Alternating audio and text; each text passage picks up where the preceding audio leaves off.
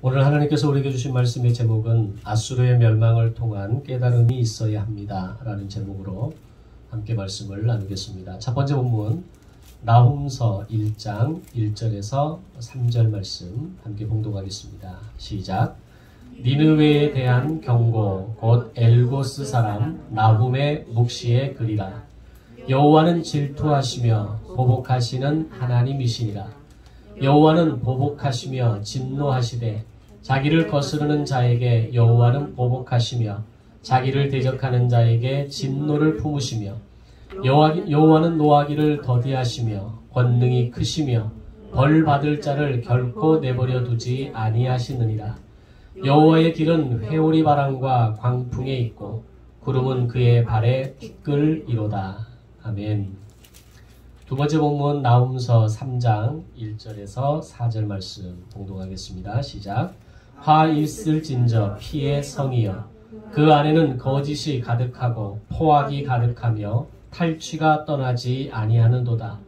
휙휙하는 채찍 소리, 윙윙하는 병거 바퀴 소리, 뛰는 말, 달리는 병거, 충돌하는 기병, 번쩍이는 칼, 번개 같은 창, 죽임당한 자의 때, 죽음의 큰 무더기, 무수한 시체여 사람이 그 시체에 걸려 넘어지니 이는 마술의 능숙한 미모의 음녀가 많은 음행을 함이라.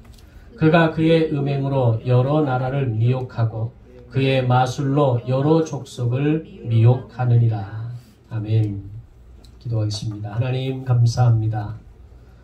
오늘도 거룩한 주일의 예배를 우리를 위해 준비하시고 오늘 이 시간을 통해 주시는 말씀과 그 깨달음으로 다시 우리의 삶을 점검하고 하나님 앞에 믿음으로 나아가는 성도로 불러주시니 감사드립니다. 한 주간의 연약함 속에서 눌림 속에서 때로는 방황 속에서 헤매이던 성도들의 마음을 어루만져 주시고 주일의 예배를 통해 허락하시는 하늘의 은총과 은혜가 넘치게 하셔서 감동과 감격과 감사가 있는 기쁨의 인생이 되게 하여 주옵소서. 오늘도 우리에게 들을 귀와 열린 마음을 허락하여 주시고 오늘도 주의 말씀 앞에 겸허하게 엎드려 그 말씀을 마음으로 받고 신비에 새기는 성도들이 되게 하여 주옵소서. 감사드리오며 예수님의 이름으로 기도드리옵나이다. 아멘. 오늘은 남유다의 아하스, 히스기야, 므낫세, 아몬, 요시야 왕에 이르기까지 남유다의 5대 왕조에 걸쳐서 긴장감을 고조시키고 위협을 가했던 첫 번째 제국 아수르의 멸망에 대한 이야기를 함께 나누고자 합니다. 아수르 했을 때 가장 먼저 떠오르는 사건은 이 본문이 기록되는 시기를 기점으로 150년 전에 요나 선지자를 아수르의 수도 니느웨로 보내셔서 하나님의 심판을 선포하게 하시고 동시에 회개의 기회를 주셨던 사건입니다. 그것을 예수님께서는 이후에 요나의 기적이라는 단어를 통해서 오늘 하나님께서 열방을 향한 그들을 구원하시고 그들을 위해 오래 참으시고 그리고 땅끝까지 복음이 전파되게 하시고자 하는 그런 하나님의 마음을 보여주시기 위한 사건으로 이용하시기도 합니다. 그때 아수르는 요나를 통해서 선포된 그 심판의 메시지를 그대로 받아들여서 하나님의 진노와 심판을 피할 수 있게 됩니다. 그런데 오늘 150년이 지난 후에 아수르의 모습은 주변의 나라들을 정복하고 아람과 북왕국 이스라엘을 정복하게 되었을 때 그들의 교만은 하늘을 찌르게 됩니다. 자신들이 모든 열국의 경계선을 걷어치웠고 우리가 그들의 재물을 약탈하였다라고까지 그 말을 하는데 서슴지 않았습니다. 그런 그들을 향한 하나님의 말씀은 아수르는 내가 잠시 사용하던 막대기에 불과하고 내가 이 아수르를 나의 땅에서 파하고 나의 산에서 그것들을 짓밟아 버리겠다라고 말씀하십니다. 그리고 온 세계를 경영하시는 여호와 하나님 되심을 선포하면서 누가 능히 그것을 패하며 누가 그의 손을 펴셨은즉 그를 돌이킬 수 있겠느냐 라고 하는 말씀들을 이사야 선지자를 통해서 말씀하시게 됩니다. 그리고 오늘 아수르를 향해서 150년 전 요나 선지자를 통해서 하나님의 심판을 선포하게 하셨던 것처럼 이번에는 나훔 선지자를 통해서 아수르의 완전한 멸망을 선포하시게 됩니다. 그들은 이미 150년 전에 요나의 기적을 통해서 니느웨를 향한 하나님의 용서와 긍휼을 경험한 사람들이었습니다. 그런데 그들의 회개와 돌이킴은 그때뿐이었던 겁니다. 이후 아수르는 야만적인 제국의 본색을 드러냈고 주변의 민족들을 토벌하기 시작했고 이곳저곳을 닥치는 대로 사냥하는 사자의 모습으로 바뀌면서 마치 자신들이 심판자인 것처럼 갖은 포악을 저지르게 되었던 겁니다. 그런 그들을 향해서 하나님은 아수르가 아무리 크고 강한 제국이라 할지라도 그들이 온 세계를 경영하시는 하나님의 뜻을 저버린다면 결코 영원할 수 없다라는 것을 바로 나훔 선지자를 통해서 말씀하시게 되는데 그것이 오늘 첫 번째 본문의 말씀입니다. 나훔서는 오늘 본문을 시작하면서부터 니느웨에 대한 강력한 경고의 말씀으로 시작합니다. 150년 전 요나 선지자의 선포를 듣고 회개함으로 하나님의 은혜를 입었던 니느웨가 이제는 더 이상 하나님의 긍휼을 기대할 수 없을 만큼 무서운 심판의 메시지를 들어야 할 만큼 죄악이 가득한 상태가 되어버렸던 겁니다. 그런 아수르를 향해서 나훔 선지자는 하나님을 대적하며 거스리는 자들은 하나님의 진노와 하나님의 보복을 피할 길이 없다라는 것을 말씀합니다. 오늘 우리가 읽었던 짧은 그 본문의 몇 구절 안에서 하나님의 진노, 하나님의 보복, 진노와 보복이라는 단어가 계속 반복되지 않습니까? 그것은 아수르에 대한 하나님의 마음이 얼마나 극도로 진노하셨는가를 보여주고 있는 겁니다. 하나님의 그런 심판의 메시지가 있었음에도 불구하고 그런 그 나라에 아주 중요한 사건이 있었음에도 불구하고 지난 150년의 시간 동안 그들은 까맣게 잊어버리고 있었던 겁니다. 자, 그렇게 보면 성경은 아수르라고 하는 한 제국을 통해서 하나님의 두 가지 속성을 매우 명확하게 보여주고 있는 도구로 사용됩니다. 먼저 요나서를 통해서는 하나님의 오래 참으시는 긍휼을 이야기했습니다. 그리고 나훔서를 통해서는 하나님의 무서운 공의와 심판을 이야기하고 있습니다. 그 차이는 요나서에는 하나님의 니느웨의 회개가 들어있었고 나훔서에는 니느웨의 반역이 있기 때문입니다. 그 어떤 심판의 메시지가 그들에게 주어졌고 심판의 때가 다가왔음에도 불구하고 회개로 나아가는 니느웨 성에게는 하나님의 긍휼이 임했지만 하나님의 심판의 메시지가 있었음에도 불구하고 돌이키지 않고 회개하지 않았던 나훔 당시의 아수르에 대해서는 내가 그들을 심판하겠다라고 말씀하고 있는 겁니다. 또한 요나서에는 하나님께 대한 순종이 기록되어 있다면 나훔서에는 하나님께 대한 불순종이 기록되어 있습니다. 이것을 종합적으로 나훔서 1장 7절에서 이렇게 이야기합니다. 여호와는 선하시며 환난 날에 산성이시라 그는 자기에게 피하는 자들을 아시는 하나님이라고 기록합니다. 우리가 지난 몇 주의 말씀을 통해서도 그런 말씀을 드렸죠. 히스기야가 하나님 앞에 회개했을 때, 요시야가 하나님께 회개했을 때 므낫세를 통해서 내가 남왕국 유다를 북왕국 이스라엘을 징벌하는 것처럼 내가 징벌하겠다라고 말씀하신 하나님께서 히스기야에게도 피할 길을 주시고 요시야에게도 피할 길을 주셨던 그 하나님의 은혜와 인내와 자비는 오늘 이 아수르에 대해서도 여전히 동일한 매뉴얼이었다는 겁니다. 그런데 하나님께서 나훔 선지자를 통해서 이런 강력한 심판의 메시지를 아수르에 대해서 전하셨음에도 불구하고 지난 150년 시간 동안 아수르를 바라보시며 오랫도록 참으시고 그들이 회개하기를 기다리셨음에도 불구하고 결국 그들은 하나님의 오래 참으심에도 불구하고 회개하지 않음으로 인해서 심판당하는 민족이 되어졌다는 겁니다. 이것은 오늘 우리의 인생을 향한 하나님의 경고의 메시지라는 것을 알아야 합니다.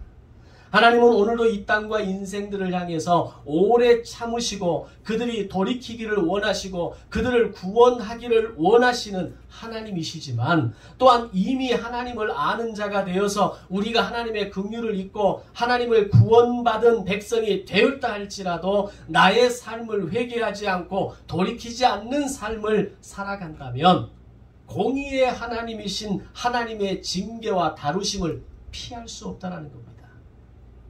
이건 굉장히 민감한 단어이고 민감한 부분인데 그러면 우리의 구원이 취소될 수도 있느냐? 사실 이 부분을 이야기하기는 굉장히 어려운 이야기입니다.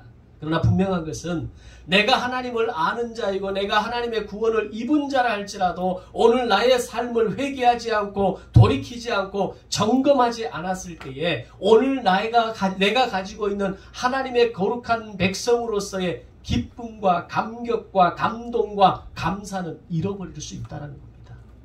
이것을 저는 출애굽기를 공부하면서 부요함을 잃어버렸다라고 말씀드렸습니다. 오늘날 신앙생활을 하는 많은 사람들 가운데 이 부요함을 잃어버리고 살아가는 사람들이 많습니다. 정말 내가 믿음의 삶을 살아가면서 기쁨이 있고 감사가 있고 감동과 감격이 있는 그런 믿음의 풍성한 삶을 살아가는 사람들이 우리의 주변에 얼마나 많이 보이나요? 일단 나부터 시작해서 오늘 내가 하나님 앞에 회개하지 않고 내 삶을 점검하지 않고 내 삶을 하나님 앞에 고백하지 않으면 부요함을 상실해버리는 겁니다. 그것이 아수르에 대해서는 그들을 향한 진노와 보복을 통해서 하나님께서 아수르에 대한 완전한 멸망을 선언하시는 것과 마찬가지로 오늘 우리는 다행히 예수 그리스도로 말미암아 하나님의 사랑과 하나님의 은혜를 무한히 입는 존재가 되었지만 그럼에도 불구하고 해결할 수 없는 것은 부유함을 잃어버린 하나님의 백성이 된다는 겁니다. 구원을 잃어버리느냐, 구원을 잃어버릴 수 있느냐, 한 번 구원받은 것이 철회될 수 있느냐, 이것을 함부로 말하기는 쉽지 않습니다. 그러나 분명한 것은 예수를 믿음에도 불구하고 기쁨이 없는 삶을 살아갈 수 있다는 겁니다. 내가 하나님을 믿는 자녀임에도 불구하고 내 삶의 빈곤함과 내 인생의 메마름과 나의 인생의 목마름을 경험하고 살아갈 수 있다는 겁니다.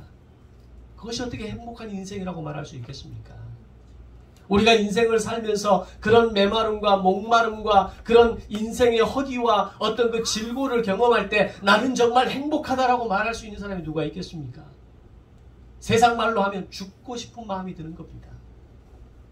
세상 사람들이 하는 말로 이래서 뭐 어떻게 살겠냐라고 이야기할 수밖에 없는 겁니다. 마치 그것처럼 하나님의 징계와 하나님의 다루심이 오늘 나의 회개를 하지 않음으로 인해서 오늘 하나님의 말씀에 순종하지 않음으로 인해서 하나님의 그 말씀 앞에 내가 반응하지 않음으로 인해서 하나님이 나를 다루시는 방법이 될 수도 있다는 겁니다. 그래서 지난주 말씀을 맺으면서 제가 그런 말씀을 드렸습니다. 우리가 인생을 살아가면서 만나는 질병과 고통과 광야가 모두가 나의 죄악의 결과라고 말할 수는 없지만 어떤 경우에는 우리의 인생의 질병과 고통과 광야가 가난이, 배고픔이, 허기가 나의 죄악의 결과일 수도 있다는 것을 말씀을 드린 겁니다. 그렇다면 오늘 나의 인생의 지금의 광야가 풀어지지 않는 숙제가 내 삶의 막힘과 꼬임이 만약에 어떤 경우에 나의 죄악의 결과라고 보여진다면 어떻게 해야 되겠습니까? 하나님 앞에 회개하고 나아가는 겁니다. 매일 하루를 마감할 때 내 삶을 점검하고 나아가는 겁니다. 오늘 내가 하나님 앞에 회개해야 될 죄의 영역은 없는지 돌아보아야 하는 겁니다. 우리미 같은 아이가, 수호 같은 아이가 죄를 지으면 뭐 얼마나 짓겠습니까? 그럼에도 불구하고 오늘 너의 삶 속에서 하나님 앞에 고백해야 될 죄가 있는지 물어봐야 합니다. 부모가 먼저 하나님 앞에서 자신의 죄를 고백하고 하나님과의 관계를 회복하는 시간을 가져야 한다는 겁니다. 어제는 제가 대전에서 호프 총회가 있어서 저희 자녀들이 다녔던 호프가 1년에 한 번 총회를 합니다. 코로나로 그동안 2년 반 정도 못 하다가 2년 반 만에 어제 처음 모임을 가졌습니다. 근데 제가 어제 출발해서 올라가면서 한 휴게소에서 잠시 쉬는데 함께 올라가는 다른 동행자분을 만났어요. 근데 그분과 이야기를 하는데 그분이 양림교회에서 나누어져서 나간 교회로 가신 분이었어요. 순간 제 입에서 제 마음에서 제가 표현하는 그 내용이 뭐 아주 거칠게 나간 건 아니지만 그건 아니지 않습니까? 라는 쪽으로 제가 얘기를 했던 것 같아요. 그 말을 하고 출발을 하고 하루를 보내고 시간을 보내는데 제가 제 마음속에 계속 그 말이 걸리는 거예요. 내가 왜 그 말을 했을까?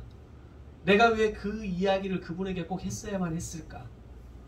그래서 내려오는 길에 그분의 전화번호를 알기 위해서 한두 가지 방법을 취하다가 몰랐어요. 그리고 오늘 아침에 다른 분을 통해서 그분의 전화번호를 알고 아침에 제가 전화를 드렸어요. 교회로 오면서 예배를 드리러 오면서 누구 어머니 제가 어제 제가 그런 이야기를 했는데 제가 그 마음이 계속 걸립니다. 혹 마음에 불편함이 있었다면 혹 이해해 주시고 제가 일반적인 이야기를 한 거니까 마음에 크게 안 받아들이시고 이왕 가셨으니까 그곳에서 신앙의 뿌리를 잘 이루시고 좋은 교회를 만들어 가시면 좋겠습니다. 그렇게 이야기를 했습니다. 어젯밤에 설교 준비를 마치고 오늘 이 말씀 앞에서 회개해야 될 부분이 바로 이 부분이겠구나라는 생각이 제 마음에 떠올랐던 겁니다. 하나님 앞에 회개하고 하나님 제가 또 함부로 말했습니다. 함부로 판단하고 함부로 정죄하고 그분은 정말 어렵게 그 교회로 갔는데 그 마음을 제가 알아주지 못했습니다. 그리고 오늘 아침에 그분에게 전화를 드렸죠.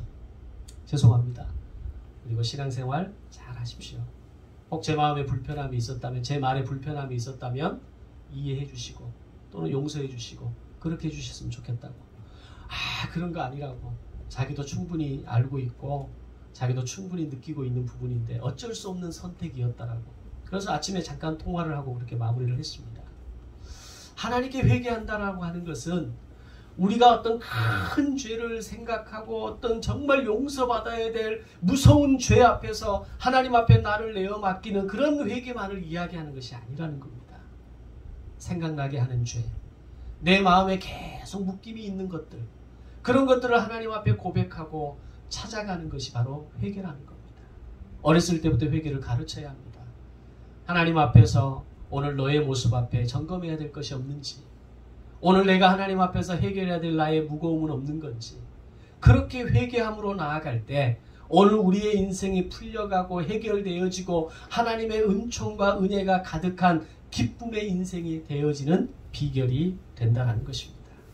다시 돌아와서 오늘 우리가 구원받은 백성으로서 부요함을 상실하는 것이고 모태신앙으로 구원의 확신을 가진 자로 신앙생활을 하고는 있지만 아무런 기쁨도 감동도 감격도 감사도 없이 살아가는 메마른 인생이 되어서는 안 된다는 겁니다. 그것은 회개로부터 시작하는 겁니다.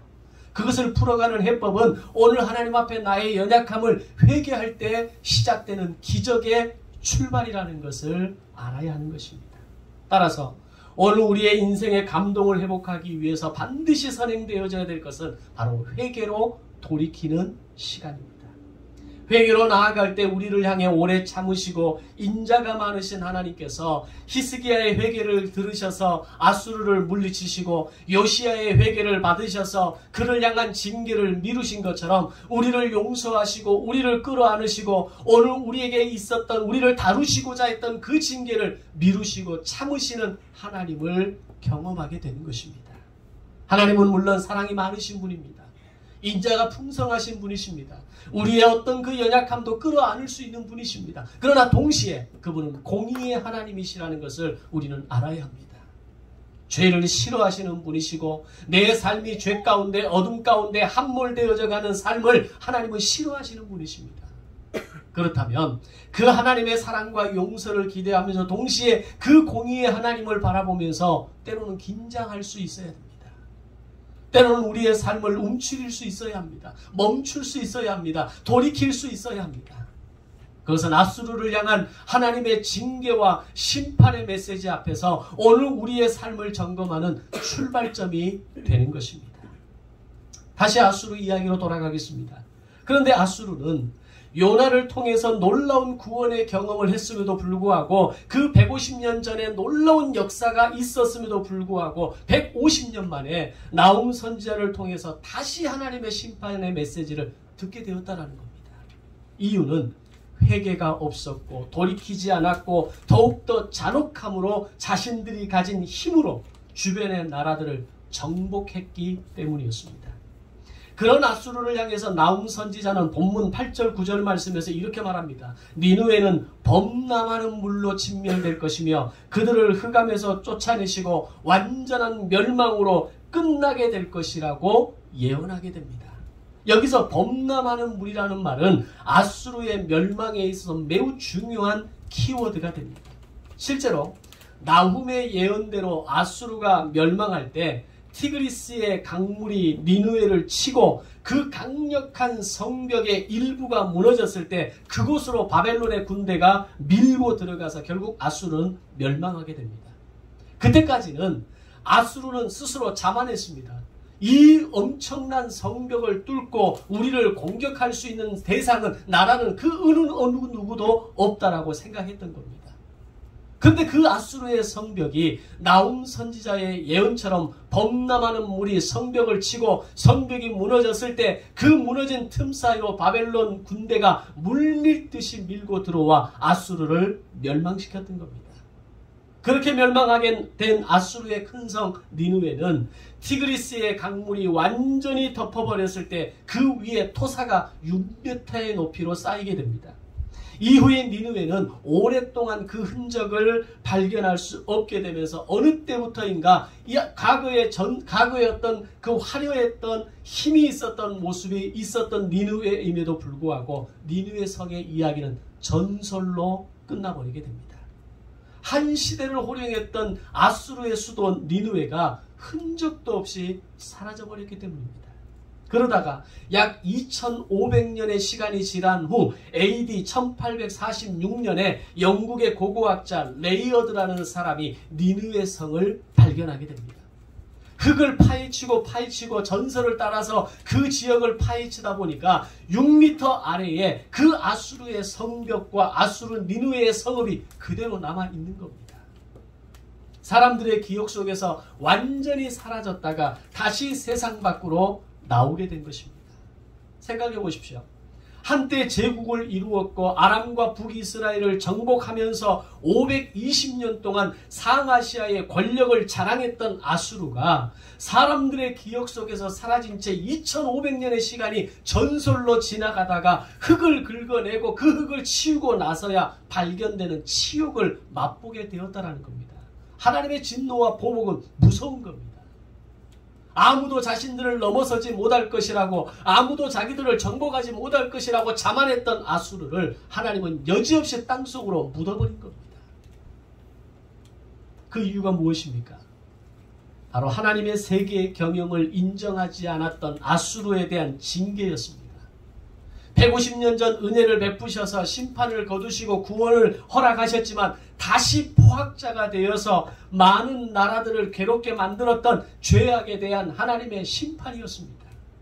그럼 당시에 아수르의 포획이 어느 정도였는가를 생각해보면 나훔 선지자는 니느웨가 피의 도시이기 때문에 멸망하게 될 것이라고 예언하고 있습니다. 그것이 오늘 두 번째 본문의 말씀입니다.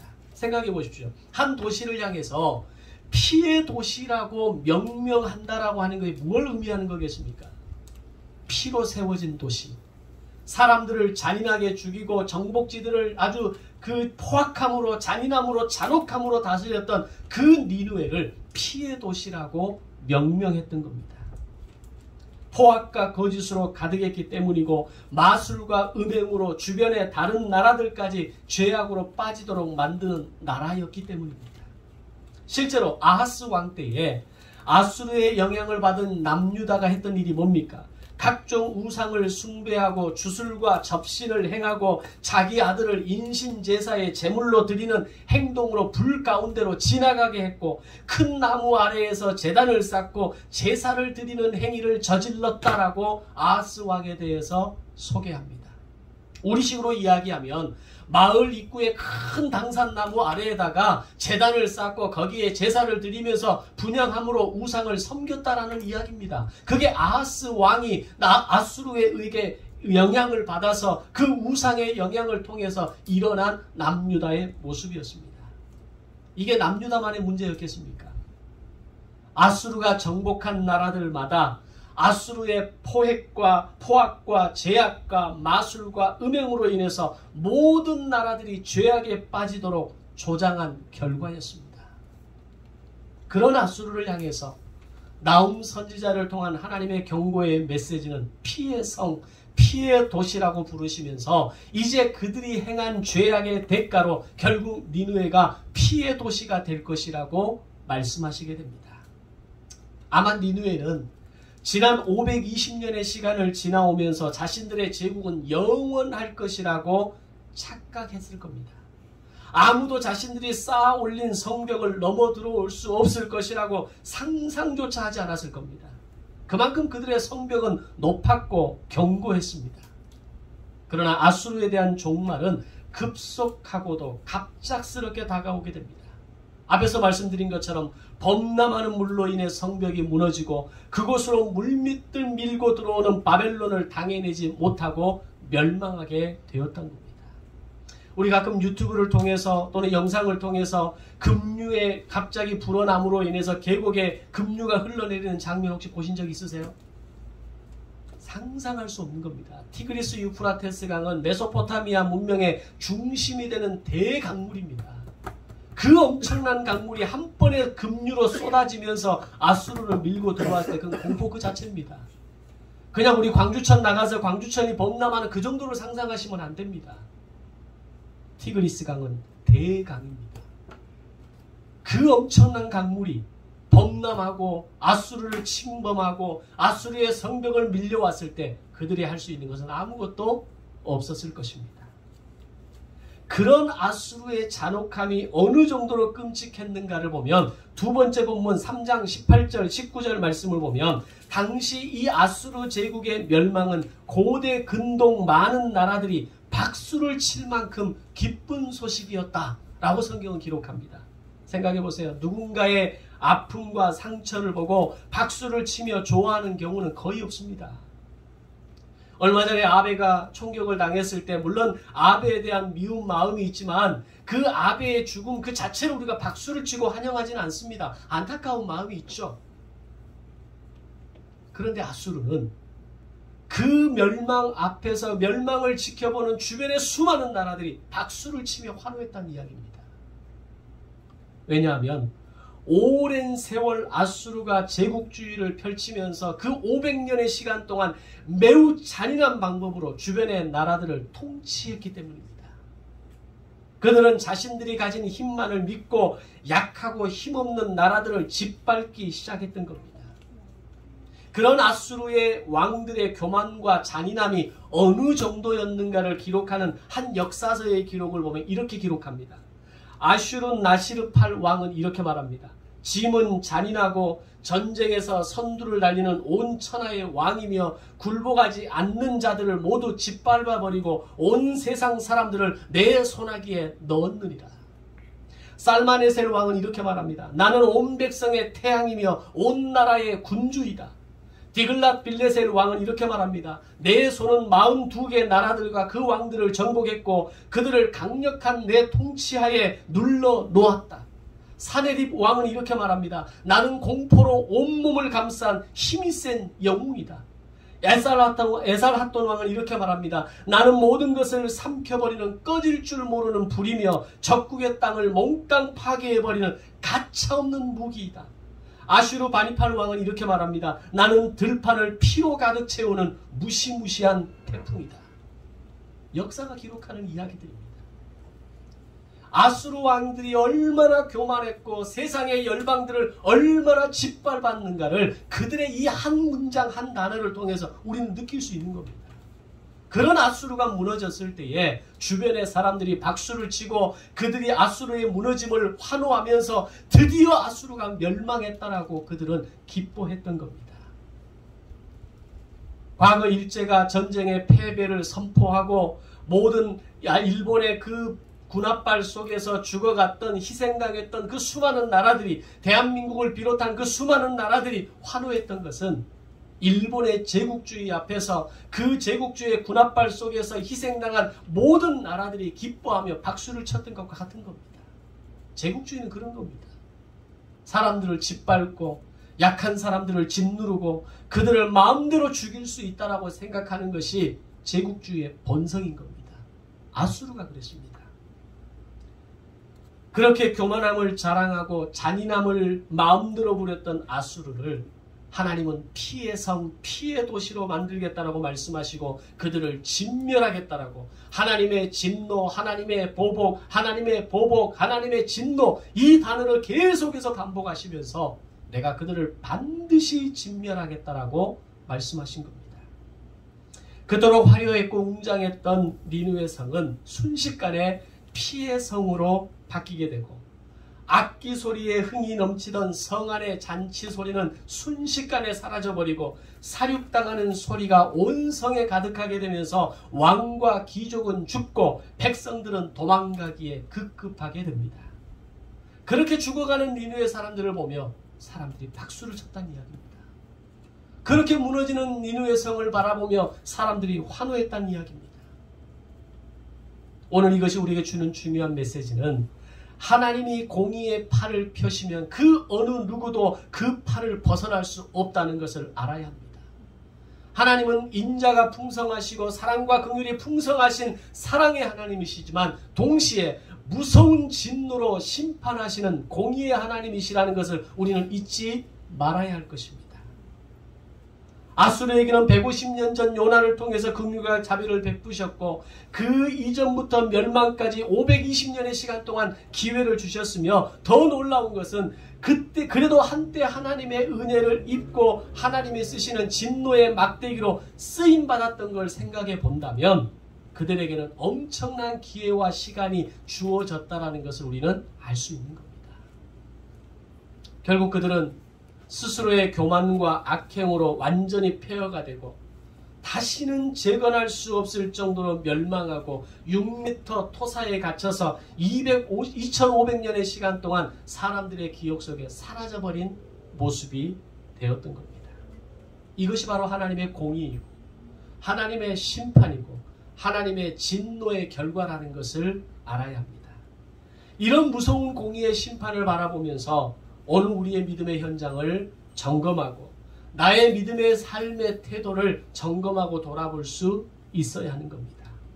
아수르의 멸망 장면을 묘사하고 있는 나훔서를 읽으면서 우리는 두려움을 읽을 수 있어야 합니다. 하나님께서 죄에 대해서 어떻게 다루시는가를 오늘 우리의 삶의 영역 가운데 비록 깃털 같은 죄일지라도 아수르의 죄에 비하면 아무것도 아닌 죄처럼 보일지는 몰라도 하나님이 죄에 대해서 이렇게 싫어하실 수 있구나. 싫어하시는 하나님이시라는 것을 우리는 알아야 하는 겁니다. 하나님께 회개하지 않으면, 하나님께 돌이키지 않으면 그 끝이 어떤 결과가 있는지를 볼 수 있어야 합니다. 계속해서 성경은 우리가 하나님 앞에서 회개하는 삶을 살라고 말씀합니다. 회개하면 우리를 향한 용서와 긍휼과 자비를 베푸시겠다라고 말씀합니다. 오늘 이 말씀 앞에 반응함으로 회개의 자리로 나아가시기를 바랍니다. 하나님께서 나의 마음에 무겁게 뭔가를 깨닫게 하시고 자꾸 그 부분이 생각나게 하시고 그 부분을 해결하기를 원하시는 내적인 음성을 들려주실 때 외면하지 마시고 그것을 죄 없다 하지 마시고 그냥 깃털 같은 죄라고 이야기하지 마시고 하나님 앞에 정직하게 들고 나아갈 때 하나님은 그 회개의 기도를 기쁘게 받으시고 기쁨과 감동과 감격과 감사가 회복되는 믿음의 거룩한 인생으로 우리를 불러주실 줄로 믿습니다. 사랑하는 성도 여러분, 오늘 우리의 가진 신앙과 우리가 구원의 확신에서 오는 기쁨과 감사와 감동과 감격을 회복하시는 신앙이 되시기를 주님의 이름으로 축원합니다. 그것은 회개에서부터 시작되는 것입니다. 기도하겠습니다. 사랑의 아버지 하나님 은혜를 감사합니다. 동시에 공의의 하나님 감사합니다. 오늘 우리의 연약함과 우리의 어둠의 모습과 내 안에서 여전히 해결되지 않는 죄악의 모습들을 하나님 앞에 해결할 수 있도록 아수르의 이 엄청난 죄악을 통해서 오늘 우리에게 중요한 메시지를 깨닫게 해주셔서 감사합니다. 나의 죄를 죄 없다 여기지 않게 하시고 나의 연약함을 깃털처럼 여기지 않게 하시고 하나님 앞에서 나의 그 작은 죄일지라도 어렸을 때부터 작은 죄의 영역에서부터 하나님 앞에 회개함으로 용서를 구하고 하나님의 긍휼을 구하고 하나님께 회개함으로 나아갈 때 기쁨과 감동과 감사와 감격이 회복되는 놀라운 신앙의 비밀을 깨닫게 하여 주시옵소서. 감사드리오며 예수님의 이름으로 기도드리옵나이다. 아멘.